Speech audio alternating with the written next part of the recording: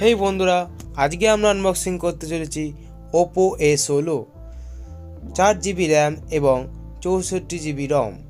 আমাদের কাছে যে ভেরিয়েন্টটি আছে সেটি হচ্ছে রয়্যাল গোল্ড। তো বন্ধুরা, আর দেরি না করে ফোনটির ফিচার সম্বন্ধে জানা যাক। এই ফোনটির প্রসেসর হলো MediaTek Helio G35 octa-core processor, যার প্রাইমারি ক্লক স্পিড হলো 2.3 GHz এবং সেকেন্ডারি ক্লক স্পিড হলো 1.8 GHz। আর এই ফোনটির ডিসপ্লে হচ্ছে 6.52 ইঞ্চের HD+ ডিসপ্লে। এছাড়াও এটি একটি 4G ফোন। তো আজকের আনবক্সিংটা স্টার্ট করা যাক। তো বেশি না বকে ভাট, আজকের ভিডিওটা করা যাক স্টার্ট। ফোনটিকে সোজা করে রেখে একটি ধারালো কাটার নিয়ে প্রথমে একটি ছোট্ট কাট দিয়ে উপরের সিলটাকে আস্তে আস্তে আমরা খুলে ফেললাম। খুলে ফেলার পর উপরের র্যাপারটা আস্তে করে হাঁটিয়ে দিলাম। তারপরে আবার আমরা হাতে করে আস্তে করে কাটারটা নিয়ে উপরের সিলটা কেটে ফেললাম। কেটে ফেলার পর ফোনটি আস্তে করে রেখে সাইড দিয়ে টেনে ভালো করে খুলতে আরম্ভ করলাম। দিয়ে উপর দিয়ে রেখে ফোনের উপরে কভারটা চাপ দিলাম, ফলে ফোনটি বেরিয়ে এলো। বেরিয়ে আসার পর উপরে আস্তে আস্তে কভারটা হাঁটাতেই ভেতরে ফোনের র্যাপটা এবং কেসটিকে বার করলাম।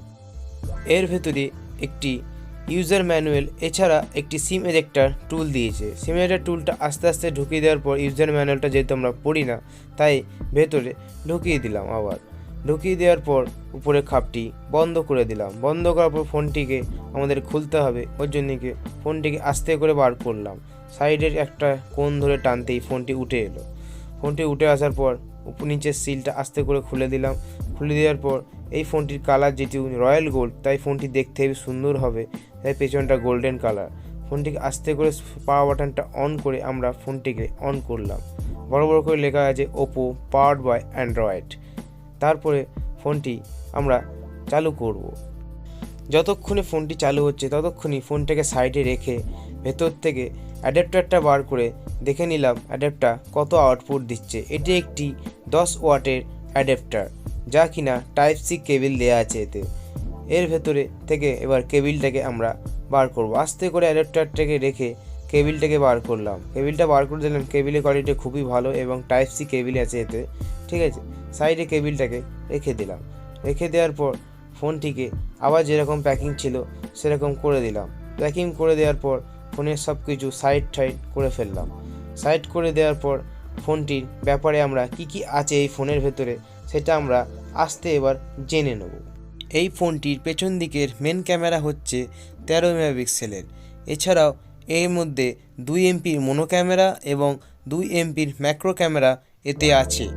এছাড়াও এর ফ্রন্টে ব্যবহার করা হয়েছে 8 মেগাপিক্সেলের ক্যামেরা এবং এই ফোনটির ব্যাটারি হলো 5000 mAh ব্যাটারি।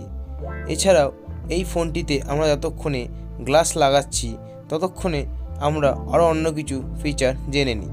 তো বন্ধুরা, আগেই বলে দিই, এই ফোনটি যখনই আমরা কাস্টমারকে দিই তার আগে ফোনটিতে একটি গ্লাস আমরা অবশ্যই লাগিয়ে দিই, যার ফলে কাস্টমার হাত থেকে ফোনটি পড়ে গেলে যাতে কোনো রকম অসুবিধা না হয়, তাই আমরা অবশ্যই একটি গ্লাস লাগিয়ে দিই। এবার অন্যান্য ফিচারগুলোর ব্যাপারে আমরা জেনে নিই। এরপর আমরা যে ফিচারগুলোর ব্যাপারে আমরা আলোচনা করব সেটি হলো, প্রথম এর অপারেটিং যে সিস্টেম রান করছে সেটি হচ্ছে অ্যান্ড্রয়েড 11।